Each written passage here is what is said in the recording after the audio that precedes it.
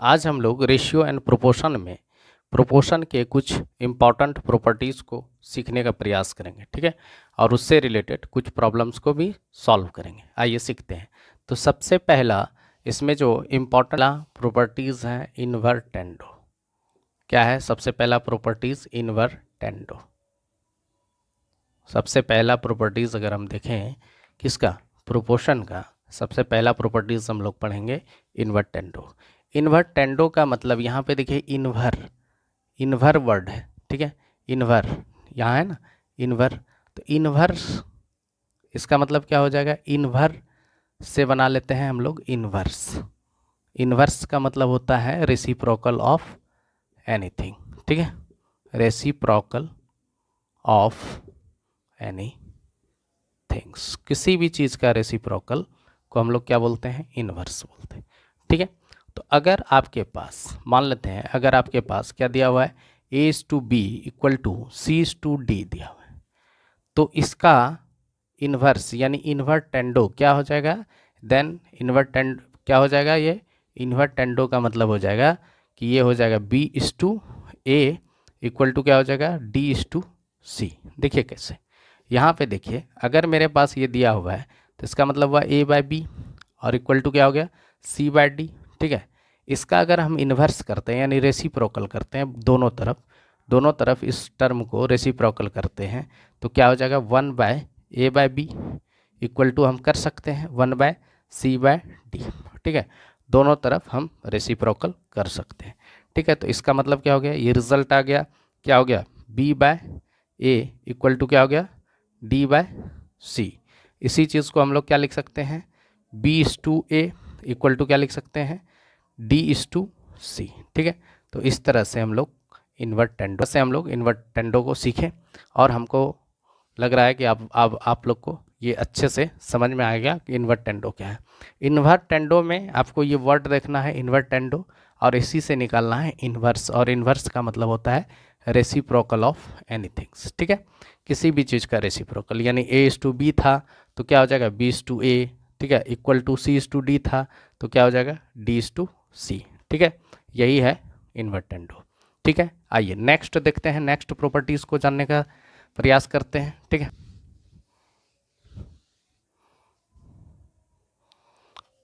Next properties है हम लोग के पास, नेक्स्ट प्रॉपर्टीज़ है अल्टरनेंडो। क्या है? अल्टरनेंडो। क्या है next properties? Alternendo. Next properties क्या है? अल्टरनेंडो। अब यहाँ पे भी हम लोग वर्ड को पकड़ें। अल्टर का मतलब होता है चेंज होना, किसी भी चीज़ का चेंज करना, ठीक है। चेंज क्या करेंगे हम लोग? मीन टर्म को चेंज करेंगे। इसमें अल्टरनेंडो में क्या करेंगे? मीन टर्म्स जो होते हैं, यानी मीन टर्म्स जो होते हैं उसको चेंज करेंगे। क्या करेंगे? यानी मीन टर्म में दो टर्म आता था, एक आता था सेकेंड टर्म, ठीक है। एक कौन आता था? सेकेंड टर्म, और एक आता था थर्ड टर्म, ठीक है। यही था मेरा मीन टर्म, ठीक है। एक आता था सेकेंड टर्म और एक आता था थर्ड टर्म। जैसे कि यहाँ देख लीजिए, मीन टर्म में क्या होता था? A/B अगर इक्वल टू है C/D, ठीक है। ये एक प्रोपोर्शन है, ठीक है। प्रोपोर्शन क्या होता है? दो रेशियो अगर इक्वल हो जाए तो क्या कहलाता है? प्रोपोर्शन कहलाता है। तो यहाँ पे देखिए, यहाँ पे मेरा जो B एंड C है, यहाँ पे B एंड C है, ये मेरा क्या है? मीन टर्म है। क्या है? ये मेरा मीन टर्म है, ठीक है। और यही मीन टर्म क्या होगा? चेंज हो जाएगा, ठीक है। चेंज होगा, क्या होगा? यानी सेकेंड टर्म बन जाएगा थर्ड टर्म और थर्ड टर्म बन जाएगा सेकेंड टर्म, ठीक है। देखिए कैसे। अब यहाँ पे अल्टरनेंडो में क्या होता है? अगर आपके पास देखिए, अगर आपके पास A/B इक्वल टू C/D दिया हुआ है, देन अकॉर्डिंग टू अल्टरनेंडो क्या हो जाएगा? यहाँ पे हो जाएगा A/C इक्वल टू क्या हो जाएगा? B/D, ठीक है। क्या हो जाएगा? B/D, ठीक है। अब देखिए यहाँ पे इस चीज़ों को और भी डिटेल में सीखिए। अगर आपके पास क्या था? A/B इक्वल टू क्या था? C/D, ठीक है। अब देखिए यहाँ पे क्या किया कि अगर B और C दोनों एक दूसरे का प्लेस चेंज कर रहे हैं, ठीक है, दोनों एक दूसरे का प्लेस चेंज कर रहे हैं, यानी सी बी के प्लेस पे आ रहा है और बी सी के प्लेस पे जा रहा है, ठीक है। इसी प्रोसेस को क्या कहते हैं, अल्टरनेंडो कहते हैं, ठीक है। इसी प्रॉपर्टीज़ को क्या बोलते हैं, प्रोपोर्शन के इसी प्रॉपर्टीज़ को क्या बोलते हैं, अल्टरनेंडो बोलते हैं, ठीक है।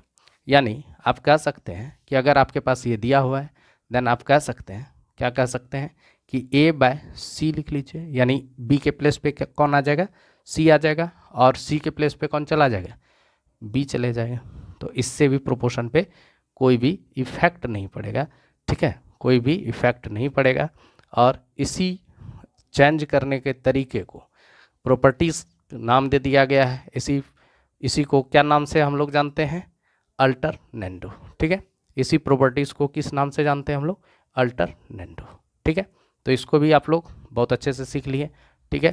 तो यही है, इसको याद रखना है और इस प्रॉपर्टीज़ को प्रॉब्लम्स में इम्प्लीमेंट करना है। जब आप प्रॉब्लम्स को सॉल्व कीजिएगा तो इस तरह के प्रॉपर्टीज़ को आप इम्प्लीमेंट वहाँ पे कर सकते हैं, ठीक है। तो आइए नेक्स्ट प्रॉपर्टीज़ सीखते हैं।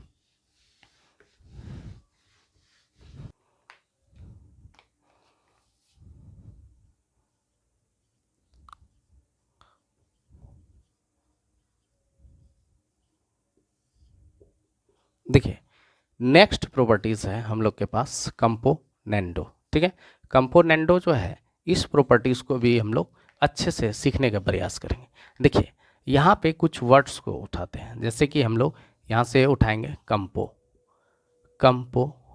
ठीक है, कंपोनेंट। अब देखिए कंपोनेंट से बनाते हैं या कंपाउंड बनाते हैं। कंपाउंड का मतलब होता है क्या, COMPOUND, कंपाउंड का मतलब क्या चीज़ होता है, किसी चीज़ से जुड़ करके यानी ऐड होकर के किसी चीज़ का फॉर्मेशन होना, ठीक है। अगर आप केमिस्ट्री में पढ़े हैं तो ऐड होना, ठीक है, यानी इसमें ऐड होता है, यानी 2 या 2 से ज़्यादा एलिमेंट्स को ऐड हो करके तब क्या होता है, एक फिक्स्ड प्रोपोर्शन में तब कंपाउंड का फॉर्मेशन करता है। तो यहाँ पे कुछ याद करने के लिए हम लोग क्या करेंगे, याद करने के लिए कुछ टर्म को सीखने का प्रयास करेंगे कि भाई इसी से कंपोनेंडो का मतलब होता है, क्या होता है, ऐड करना, ठीक है। क्या ऐड करना, जैसे कि यहाँ पे देखिए, अगर आपके पास यहाँ पे अगर आपके पास ये 4 क्वांटिटी है और 4 क्वांटिटी क्या है, प्रोपोर्शन में, ठीक है, यानी ABCD 4 क्वांटिटी है और ये सारे प्रोपोर्शन में है। तो कंपोनेंडो के अकॉर्डिंग क्या हो जाएगा, देन कंपोनेंडो के अकॉर्डिंग क्या हो जाएगा, यहाँ पे हो जाएगा A+B क्या हो जाएगा, B इक्वल टू क्या हो जाएगा, C+D D, ठीक है। यही होता है कंपोनेंडो, इसी को बोलते हैं कंपोनेंडो। तो हम इसको भी डिटेल में सीखने का प्रयास करेंगे। देखिए अगर हमारे पास यहाँ पे क्या है, यहाँ पे दिया हुआ है A/B, अगर हमारे पास यहाँ पे A/B इक्वल टू क्या दिया हुआ है, C/D, ठीक है। अब देखिए इक्वेशन में क्या है, अगर सेम टर्म को ऐड करते हैं तो इक्वेशन क्या है, अभी भी बैलेंस, ठीक है। तो 1 इधर भी ऐड किए और 1 इधर भी ऐड किए तो क्या हो गया, A+B/B हो गया। और यहाँ पे क्या हो गया, C+D/D हो गया। तो कंपोनेंडोस का मतलब होता है एडिंग, यहाँ पे लिख सकते हैं एडिंग 1 ऑन बोथ साइड, ठीक है, बोथ साइड, दोनों तरफ 1 ऐड करने पर जो टर्म आया, यानी ये जो टर्म आया, इसी को हम लोग क्या बोलते हैं, कंपोनेंडो, ठीक है। इसी को यानी प्रोपोर्शन में अगर 1 ऐड कर लिए, दोनों साइड 1 और 1 ऐड किए, तो इसी को जो टर्म आया, जो रिजल्ट मेरे पास है, रिजल्टेंट टर्म जो है, उसी को हम लोग क्या बोलेंगे, कंपोनेंडो। तो इस प्रॉपर्टीज़ को भी आप यूज़ कर सकते हैं, ठीक है। और इसको फिर आप लिख सकते हैं इस तरह से A+B, ठीक है, इस टू क्या लिख सकते हैं, B इक्वल टू क्या लिख सकते हैं, C+D, इस टू क्या लिख सकते हैं, D, ठीक है। इस प्रॉपर्टीज़ को बोलते हैं कंपोनेंडो, ठीक है। तो हम लोग कंपाउंड से यूज़ किए, उसी से सीखने का प्रयास किए और फिर इस प्रॉपर्टीज़ को जाने कि अगर आपके पास अगर प्रोपोर्शन इस तरह से दिया हुआ रहे तो इसका कंपोनेंडो के अकॉर्डिंग ये क्या हो जाएगा, A+B/B इक्वल टू क्या हो जाएगा, C+D/D। तो बहुत आसान है, ठीक है। इसको भी आप आसानी से सॉल्व कर सकते हैं। ठीक है, आइए नेक्स्ट प्रॉपर्टीज़ के बारे में सीखने का प्रयास करते हैं। के पास नेक्स्ट प्रॉपर्टीज़ है डिविडेंडो। देखिए यहाँ पे भी सीखिए, इसको भी सीखने का प्रयास कीजिए। डिविडेंडो क्या है? डिविडेंडो। ठीक है, नेक्स्ट प्रॉपर्टीज़ क्या है? डिविडेंडो। अब देखिए यहाँ पे भी हम लोग कुछ बेसिक लेवल से इस, ताकि हम लोग को बहुत दिनों तक याद रहे। ठीक है, और इसको आसानी से हम लोग इम्प्लीमेंट भी कर सकें अपने प्रॉब्लम में। ठीक है, आइए सीखते हैं। जैसे कि यहाँ पे देखिए क्या है, यहाँ पे लिखा है डिवाइड। हम इसको डिवाइड से जानेंगे। कैसे जानेंगे? देखिए कैसे। यहाँ पे हम लोग सीखते हैं कि ये डिवाइड, और डिवाइड में क्या होता है, जैसे अगर कोई भी चीज़ को रिपीट मैनर में किसी चीज़ को सब्सट्रैक्ट करना।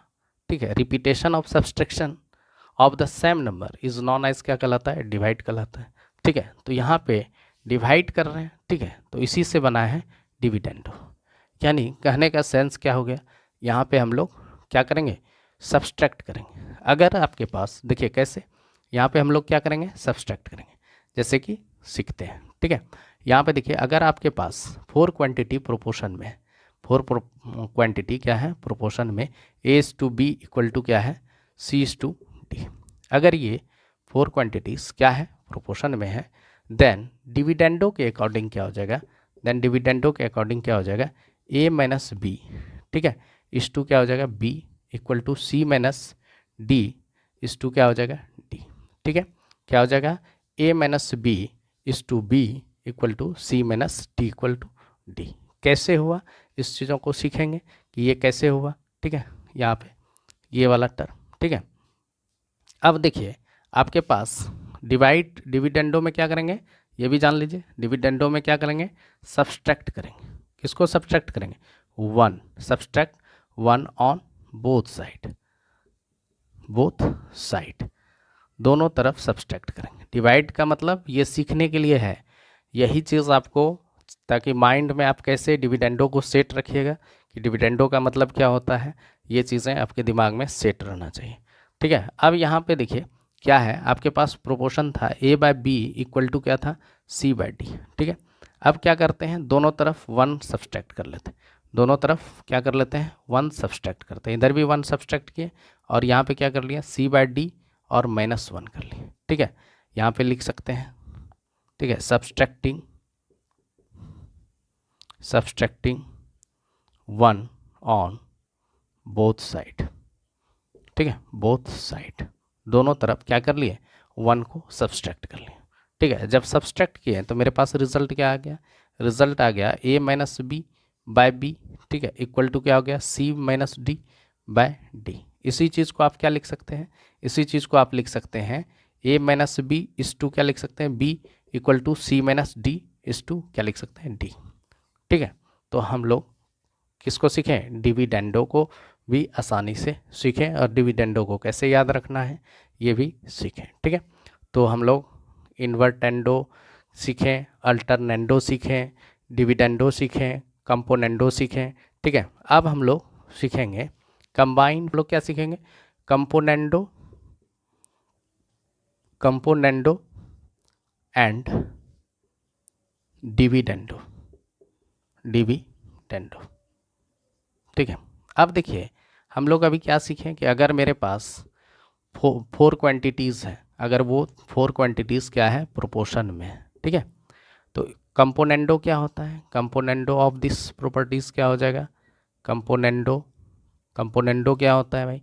कंपोनेंडो क्या हो जाएगा? A plus B by B। ठीक है, इक्वल टू क्या हो जाएगा? C plus D by D। मान लेते हैं इसको इक्वेशन फर्स्ट मान ली। ठीक है, और डिविडेंडो में हम लोग क्या सीखें? डिविडेंडो में क्या सीखें? डिविडेंडो में क्या सीखें हम लोग? डिविडेंडो में सीखें कि यहाँ पे A माइनस B बाय क्या हो जाएगा? B इक्वल टू क्या हो जाएगा? C minus D by D। इसको हम लोग इक्वेशन सेकेंड मान लें। ठीक है, अब क्या करेंगे? अब यहाँ पे बहुत आसानी से इसको सीखेंगे। अब इक्वेशन फर्स्ट को हम लोग डिवाइड कर लेंगे इक्वेशन सेकेंड से। ठीक है, तो रिजल्ट क्या हो जाएगा? रिजल्ट क्या आ जाएगा? रिजल्ट आ जाएगा A प्लस B बाय क्या हो जाएगा? A minus B equal to क्या हो जाएगा? C प्लस D बाय क्या हो जाएगा सी माइनस डी।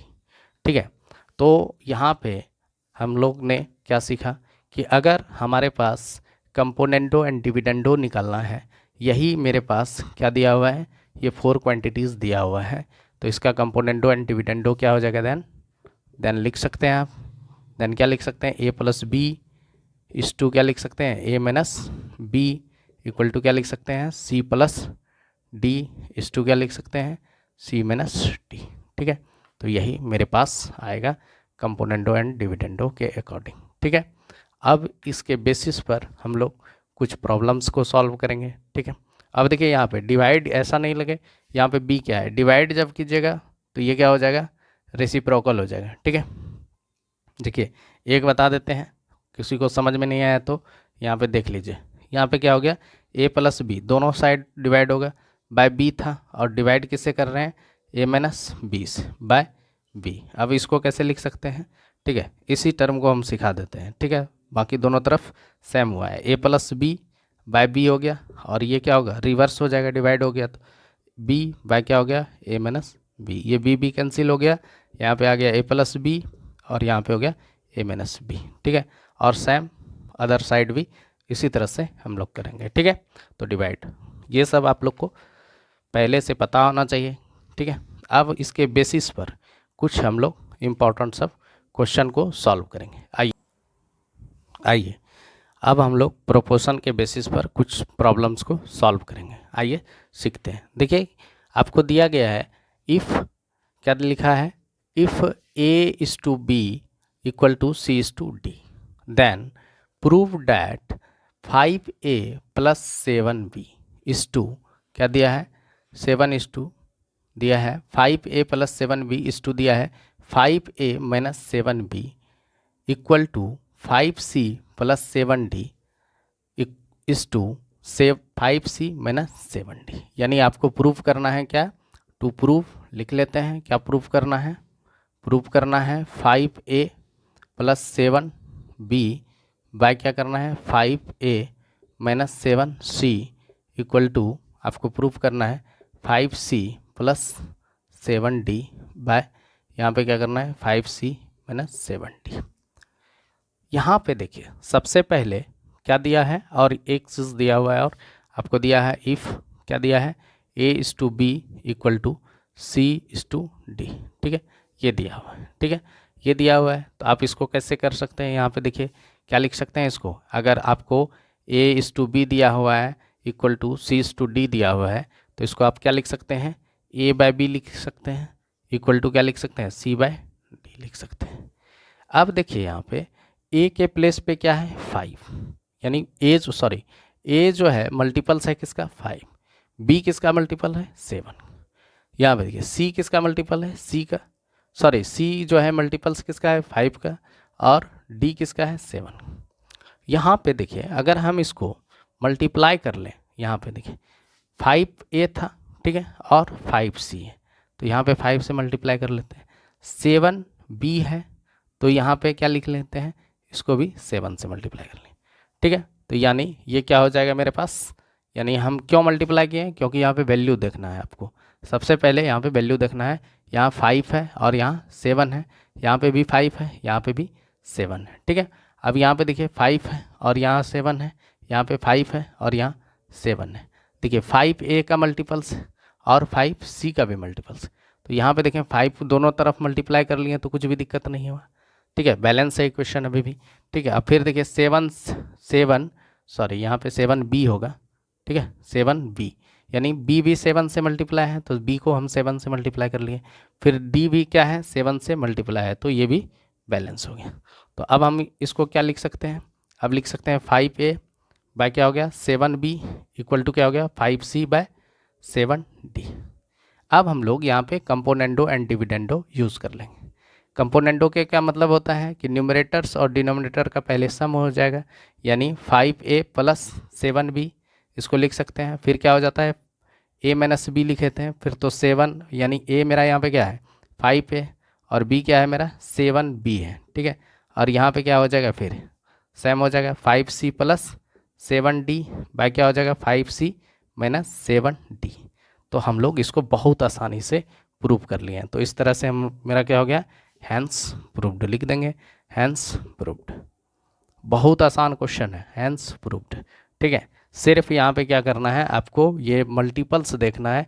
जैसे ए का मल्टीपल्स क्या है 5, यानी 5 कॉमन है।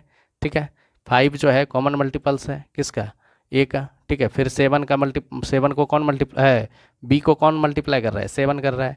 फिर 5 जो है ए को मल्टीप्लाई कर रहा है। तो यहाँ पे सब देख लीजिए, यहाँ पे 5 ए है, यहाँ पे भी 5 ए है। तो यहाँ पे 5 ए कर लिए, 5 सी कर लिए, तो 5 से मल्टीप्लाई कर लेंगे, यानी 5/7 से मल्टीप्लाई कर लेंगे। ठीक है, और इस तरह से हम लोग किए तो ये रिजल्ट आया 5a/7b इक्वल टू क्या हो गया 5c/7d। Componendo and dividendo use कर लिए, by using componendo and dividendo क्या हो जाएगा, यहाँ हम क्या जाने हैं, कंपोनेंडो एंड डिविडेंडो के अकॉर्डिंग क्या होता है, अगर a/b इक्वल टू दिया है c/d, तो कंपोनेंडो एंड डिविडेंडो के अकॉर्डिंग क्या हो जाएगा, a+b बाय क्या हो जाएगा a-b इक्वल टू क्या हो जाएगा c+d बाय क्या हो जाएगा c-d।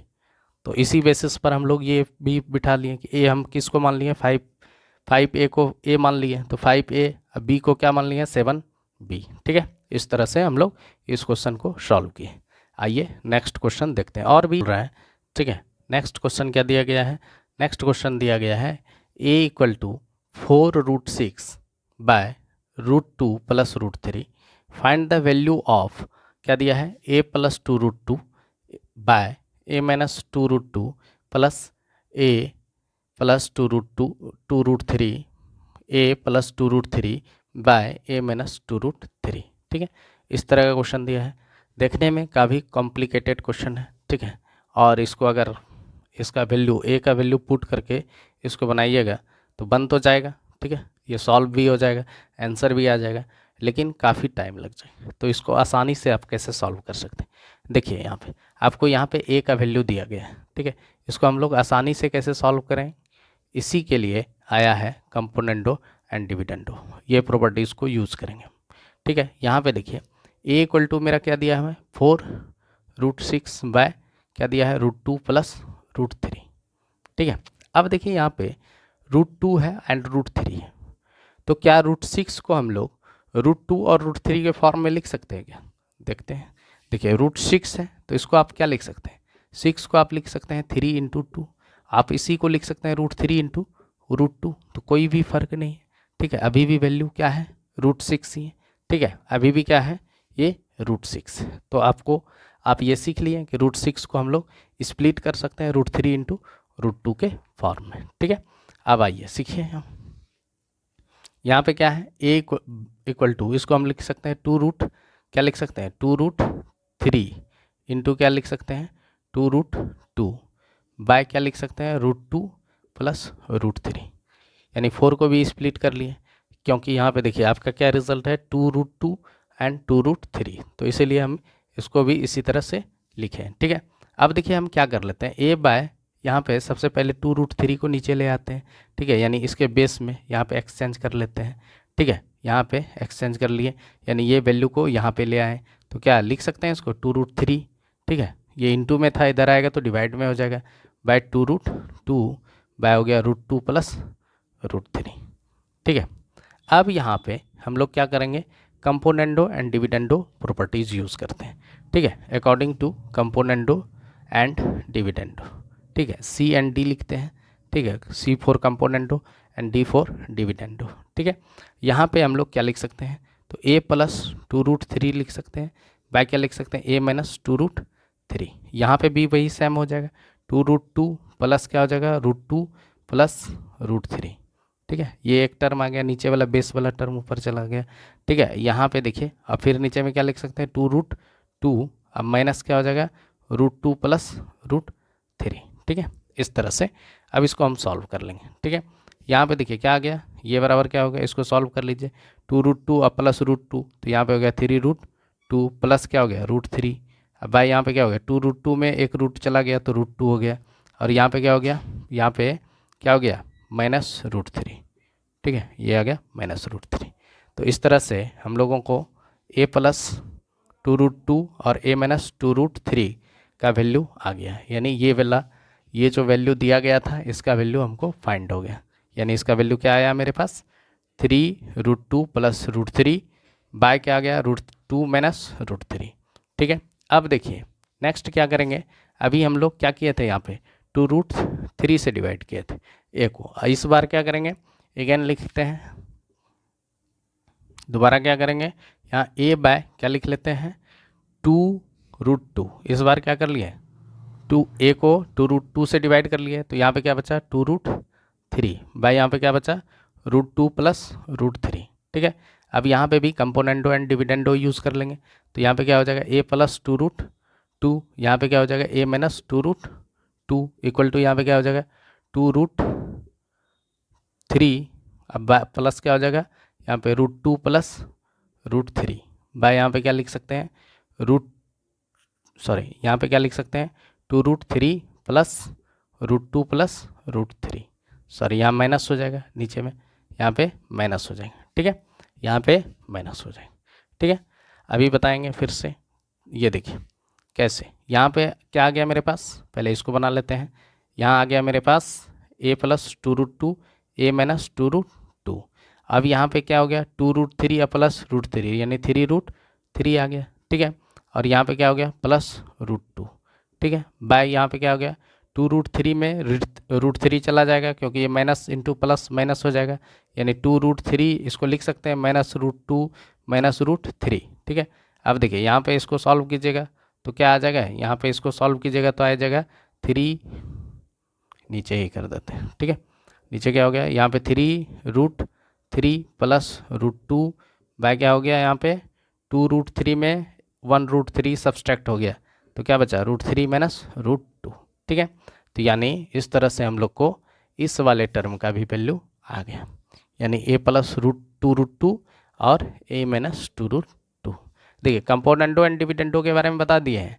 यहाँ पे अगर a/b दिया हुआ है इक्वल टू, या a बाय b दिया हुआ है equal to c by d दिया हुआ है, तो कंपोनेंडो एंड डिविडेंडो के अकॉर्डिंग क्या हो जाएगा a प्लस b बाय क्या हो जाएगा a minus b equal to c plus d by c minus d।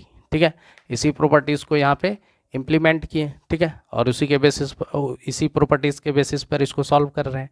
ठीक है, तो यहाँ पे देखिए दोनों का वैल्यू आ गया। ठीक है, अब यहाँ पे देखिए बेस यहाँ पे क्या है √2 माइनस √3, तो इस यहाँ क्या है √3 माइनस √2, तो इसको भी कर लेते हैं। तो इसको सॉल्व कीजिएगा तो क्या लिखिएगा 3√2 आप प्लस क्या लिखिएगा √3। ठीक है, यहाँ पे क्या हो जाएगा √3 और यहाँ पे क्या हो जाएगा माइनस √3 अब प्लस √2, यहाँ पे माइनस कॉमन ले लीजिए, यहाँ पे क्या हो जाएगा माइनस कॉमन ले लीजिएगा तो 3√2 अब प्लस √3 बाय यहाँ पे क्या हो जाएगा माइनस, ठीक है कॉमन ले लीजिए √3 माइनस √2। ठीक है, अब देखिए बेस दोनों का सेम कर लिए ताकि हमको सॉल्व करने में आसान हो। अब दोनों वैल्यू को पुट कर लेते हैं, दोनों को पुट कर लेते हैं। ठीक है, तो अब हमको मिटाना पड़ेगा। ठीक है, यहाँ पे अब यहाँ पे वैल्यू आ गया है। ठीक है, यानी मेरे पास a प्लस 2√3 का वैल्यू भी आ गया है और a plus 2√2 by a minus 2√2 का भी वैल्यू आ गया है, और यहाँ पे a प्लस 2√3 और a माइनस 2√3 का भी वैल्यू आ गया। a प्लस 2√3 और a माइनस 2√3 का वैल्यू आ गया यहाँ पे। ठीक है, तो अब इसको बिठा देते हैं, हमको तो यही करना है 9।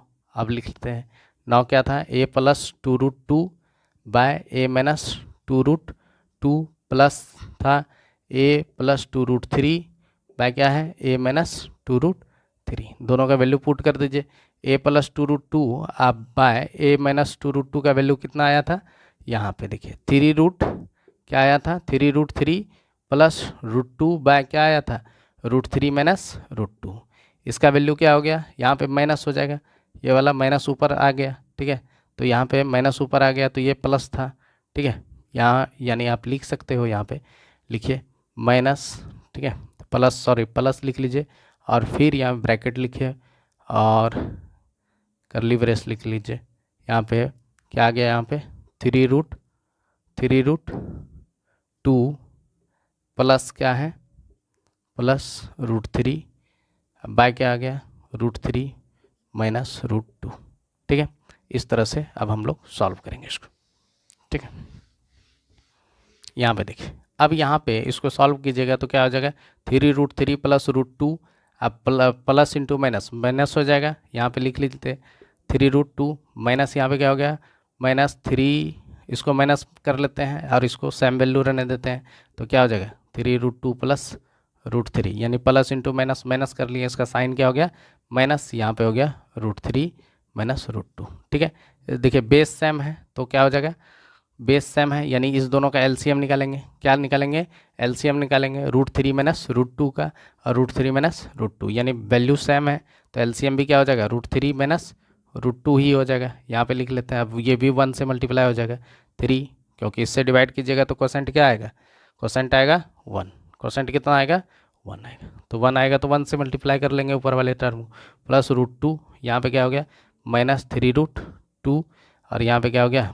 -√3। जब इसको सॉल्व कीजिएगा तो क्या हो गया 3√3 में एक √3 चला गया तो क्या बचा यहाँ पे 2√3। ठीक है, अब देखिए यहाँ पे माइनस, यहाँ पे प्लस √2 और -3√2, इसमें क्या बचा 2√2, नीचे में क्या है √3 माइनस √2। ठीक है, अब देखिए 2 कॉमन ले लेते हैं इसमें से, क्या हो गया √3 माइनस √2 बाय क्या हो गया √3 माइनस √2। देखिए ये दोनों कैंसिल हो गया, रिजल्ट मेरे पास क्या आ गया 2, यही मेरा आंसर हुआ। ठीक है, इस तरह से हम लोग इस वैल्यू को निकाल के आसानी से सॉल्व किया। ठीक है, और इस तरह से आपको ज़्यादा कॉम्प्लेक्स भी नहीं लगेगा प्रॉब्लम और इजी वे में और एग्जैक्ट आंसर आ जाएगा, ज़्यादा आपको कैलकुलेशन नहीं करना पड़ेगा। नहीं तो अगर वैल्यू पुट कीजिएगा तो बहुत ज़्यादा कैलकुलेशन करना पड़ जाएगा। आइए नेक्स्ट क्वेश्चन देखते हैं। If A B and C are in continued proportion. ठीक है, प्रूव डैट क्या करना है, A square plus A B plus B square by B square plus B C plus C square बराबर क्या दिया है ए बाय बी। ठीक है, आपको यही प्रूफ करना है। ठीक है, तो यहाँ पे क्या दिया है, सबसे पहले दिया गया है कि ए बी एंड क्या है सी, सी जो है ये क्या है आर इन कंटिन्यूड प्रोपोर्शन। ठीक है, क्या दिया है कंटिन्यूड प्रोपोर्शन, यानी ये क्या है कंटिन्यूड प्रोपोर्शन। ठीक है, ये क्या है कंटिन्यूड प्रोपोर्शन। ठीक है, तो क्या हो जाएगा यहाँ पे कंटिन्यूड प्रोपोर्शन में है तो बी स्क्वायर, यानी इसको हम लोग लिख सकते हैं ना इस तरह से, a/b इक्वल टू क्या हो जाएगा b/c। ठीक है, यानी थर्ड टर्म यानी फर्स्ट टर्म और सेकंड टर्म का रेशियो, सेकंड टर्म और थर्ड टर्म का रेशियो बराबर हो जाता है। ठीक है, किसके अकॉर्डिंग कंटिन्यूड प्रोपोर्शन में, तो इसको आप लिख सकते हैं a/b इक्वल टू क्या लिख सकते हैं b/c, यानी बी स्क्वायर बराबर क्या लिख सकते हैं ac। ठीक है, तो बी स्क्वायर बराबर क्या आ गया आपके पास ac। ठीक है, तो बी स्क्वायर के प्लेस पे हम लोग क्या पे पुट कर लेंगे ac, तो यहाँ पे क्या है मेरे पास LHS दिया हुआ है मेरे पास a square plus A B plus B square by क्या है नीचे में B square plus B C अब प्लस क्या है सी स्क्वायर। ठीक है, अब देखिए यहाँ पे क्या करते हैं हम लोग बी स्क्वायर के प्लेस पे ए सी लिख लेते हैं। ठीक है, तो ए स्क्वायर हो गया प्लस ए बी हो गया प्लस ए सी हो गया, यहाँ पे क्या हो गया बाय बी स्क्वायर के प्लेस पे क्या लिख लेंगे ए सी प्लस यहाँ पे क्या हो गया B C plus C square. ठीक है, अब देखिए यहाँ पे सारे टर्म में एक क्या है कॉमन है। ठीक है, तो ए को कॉमन ले लेते हैं, तो यहाँ पे हम लोग क्या लिख सकते हैं ए कॉमन ले लिए तो यहाँ पे हो गया ए प्लस बी प्लस सी, नीचे में क्या लेंगे कॉमन, नीचे में क्या कॉमन आ रहा है सी कॉमन आ रहा है। ठीक है, तो सी और ले लेते हैं कॉमन, तो नीचे में क्या बचा है यहाँ पे सी कॉमन लिए तो यहाँ पे बचा ए, यहाँ पे बचा बी, यहाँ पे बचा सी। ठीक है, यहाँ पे क्या बचा सी बचा। ठीक है, यानी यहाँ पे क्या बचा सी बचा, तो ये कैंसिल हो गया, बचा मेरे पास क्या आ गया a/c। ठीक है, क्या आ गया a/c। ठीक है, यहाँ पे प्रूफ करना होगा a/c दिया होगा। ठीक है, b नहीं होगा, यहाँ पे क्या हो जाएगा c होगा। ठीक है, तो यहाँ पे क्या हो गया मेरा RHS क्या आ गया a/c। ठीक है, LHS। ठीक है, यही क्या है मेरा RHS। ठीक है, और इस तरह से आप हैंस प्रूफ्ड भी लिख सकते हैं। ठीक है, इसको दूसरे तरीके से भी बना सकते थे, अगर आपको यहाँ पे दिया गया है ये a/b इक्वल टू b/c दिया है बराबर k पुट कर लीजिए, क्या कर लीजिए k पुट कर लीजिए, तो यहाँ से भी आपको निकाल सकते हैं a बराबर क्या हो जाएगा b के और b बराबर यहाँ पे क्या हो जाएगा b बराबर हो जाएगा c के। ठीक है, इस तरह से भी आप a और b का वैल्यू निकाल लिए ठीक है, इस तरह से भी आप पुट करके बना सकते हैं। ए के प्लेस पे क्या रख लीजिएगा, ए के प्लेस पे क्या रख सकते हैं आप, ए के प्लेस पे बी के रख सकते हैं। ठीक है, ए बाय सी। ठीक है, इसको यहाँ पे गलती हो गया था, बी नहीं होगा सी होगा। ठीक है, यहाँ पे क्या होगा, सी होगा। ठीक है, इस तरह से प्रूव करेंगे। ठीक है, और इसको और भी तरीके से इस तरह से भी प्रूव कर सकते हैं। ठीक है, पुट करके वैल्यू, लेकिन ये बहुत आसान तरीका है। ठीक है, सिर्फ आप कंटिन्यू प्रोपोर्शन आप जान रहे थे, और कंटिन्यू प्रोपोर्शन के बारे में आप पहले भी पिछले वीडियो में अच्छे से हम डिटेल में पढ़ाए हैं। ठीक है, उसको भी देख लीजिए। ठीक है, और यहाँ पे आप लोग सीख चुके हैं। ठीक है, यहाँ पे देखिए अब आइए नेक्स्ट क्वेश्चन है। नेक्स्ट क्वेश्चन क्या दिया गया है, using the properties of proportion solve for x, यानी इसमें एक्स का वैल्यू आपको फाइंड करना है। ठीक है, जबकि आपको दिया गया है एक्स पर power 4 + 1 bye 2x² equal to 17/8। क्या दिया गया है आपको दिया गया है x पर power 4 + 1 bye 2x² equal to क्या दिया है 17/8। ठीक है, इस तरह से आपको दिया गया। ठीक है, तो आप क्या कीजिए, यहाँ पे कंपोनेंडो एंड डिविडेंडो को यूज़ कर लीजिए। तो क्या लिखिएगा, x पर पावर 4 + 1 + 2x²। ठीक है, अब बाय क्या हो जाएगा यहाँ पे, x पर पावर 4 + 1 - 2x²। यहाँ पे भी वही हो जाएगा, इधर सेम साइड। ठीक है, इधर भी हो जाएगा 17 + 8, और यहाँ पे क्या हो जाएगा 17 - 8। ठीक है, अब इसको अगर आप सॉल्व करते हैं, देखिए ये क्या हो गया, यहाँ पे आप क्या लिख सकते हैं, x² का होल स्क्वायर। ठीक है, प्लस 2x² + 1। ठीक है, बाय यहाँ पे भी लिख सकते हैं x² का whole square - 2x² + 1 equal to क्या हो गया 17, और 8 कितना होता है 25। 17 में 8 चला गया तो कितना बचा 9। ठीक है, यहाँ पे बचा 9। अब देखिए ये इसको अगर आप अच्छे से देखिएगा, ये पूरे टर्म को, ये पूरे एक्सप्रेशन को, तो ये a + b का होल स्क्वायर नज़र आ रहा है। अगर हम x² के जगह पे सिर्फ a रख दें, ठीक है, तो x² का वैल्यू हम a रखें तो ये क्या हो जाएगा, x मतलब a + b का होल स्क्वायर हो जाएगा। नीचे में क्या हो जाएगा, a - b का होल स्क्वायर हो जाएगा। यानी मेरे पास रिजल्ट क्या आ गया, मेरे पास रिजल्ट आ गया x² + 1 का होल स्क्वायर बाय क्या हो गया x² - 1 का होल स्क्वायर बराबर क्या हो गया 25/9। ठीक है, अब इसको आप पूरे कंप्लीट होल स्क्वायर लिख सकते हैं। ठीक है, x² + 1 बाय x² - 1 का होल स्क्वायर बराबर क्या हो जाएगा 25/9। ये स्क्वायर इधर आएगा तो क्या बन जाएगा, स्क्वायर रूट हो जाएगा। ठीक है, तो x² - 1 इक्वल टू क्या हो जाएगा, यानी ये हो जाएगा 25/9। ठीक है, इसका स्क्वायर रूट करेंगे तो क्या हो जाएगा 25/9 का स्क्वायर रूट कीजिएगा तो क्या हो जाएगा 5/9। इधर क्या रहा x² + 1 बाय x² - 1। फिर हम लोग क्या करते हैं, कंपोनेंडो एंड डिविडेंडो फिर अगैन यूज़ कर लें। ठीक है, अगैन यूज़ करते हैं तो क्या हो जाएगा x² प्लस यहाँ पे क्या हो गया 1 + x² - 1। यहाँ पे भी हो जाएगा x² + 1 और माइनस हो जाएगा x² और माइनस +1। ठीक है, अब देखिए यहाँ पे कैसे आया तो ये भी देख लीजिए, यहाँ पे माइनस होगा तो ये माइनस प्लस था, सॉरी ये माइनस था। ठीक है, और इक्वल टू यहाँ पे भी हो जाएगा 5 + 9। ठीक है, 5 + 9, 5 प्लस कितना हो गया 9, और यहाँ पे हो गया 5 - 9। ठीक है, 5 + 9 और 5 - 9। ठीक है, अब देखिए यहाँ पे क्या रिजल्ट आया, इसको यहाँ पे लिखते हैं। ठीक है, मेरे पास क्या हो गया, ये 1 और 1 कैंसिल हो गया। ठीक है, प्लस माइनस था, यहाँ पे सॉल्व कीजिएगा तो क्या हो गया, यहाँ पे ऊपर में आ गया 2x², यहाँ पे और नीचे में क्या हो गया x² मैन +1 - x² +1। ठीक है, ये भी देखिए अपोजिट साइन था, कैंसिल हो गया।